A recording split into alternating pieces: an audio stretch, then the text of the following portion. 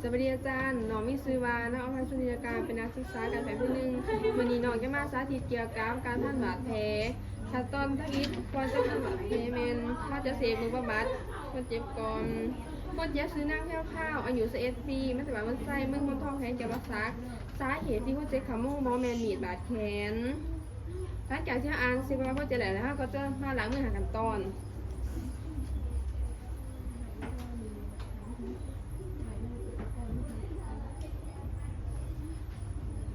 หลังจากที่เราล้างมือแล้วเดี๋ยวเราก็จะมาเกี่ยวอุปกรณ์ในการพันบาดแผลมือนี้แมนถุงมือยางตีดมีดตัดแล้วก็อังโกนแล้วก็แมสแล้วเราก็จะมาใส่แมสสบายที่เอื้อยก็เจ๊ซื้อแมนแค่ผ้าเอาอยู่11 เปลี่ยนบอลเพื่อจะแบบมันใส่ไม่ต้องใช้จะมาซักสาเหตุที่เขามาขโมยนี่มันมีแบบแค่นบอแล้วถ้าก็จะเบิ่งเบอร์เตียงมันเบอร์ซุ้มซางเลย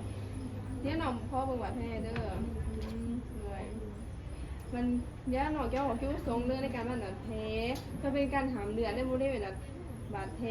เพื่อความสวยงามในการปกปิดบาดแผลเพื่อลดคอนในการเคลื่อนไหวอวัยวะในบาดแผลด้วยเดี๋ยวทานก่อนเด้อเนาะไปกันแล้วเขาก็จะมาล้างมือแบบโกนล้างมือก่อนแล้วก็จะมาใส่ทรงมือสะอาด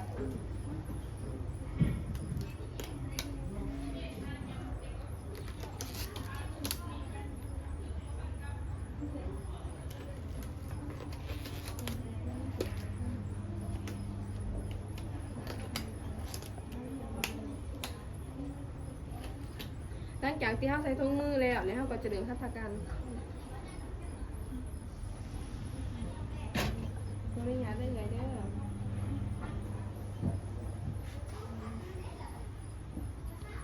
ถ้าว่าซื้อเค้กหรือว่าเหรียญเกินไปสามารถบอกเลยเด้อ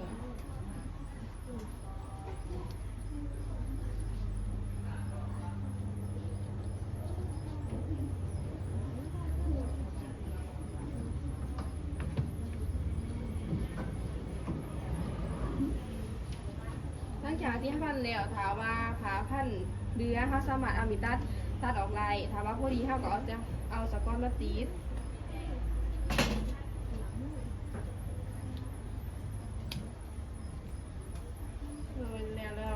แล้วลองตีมือเบิ่งว่าไหนโบรู้สึกเก็ตอยู่โบริเวณแขน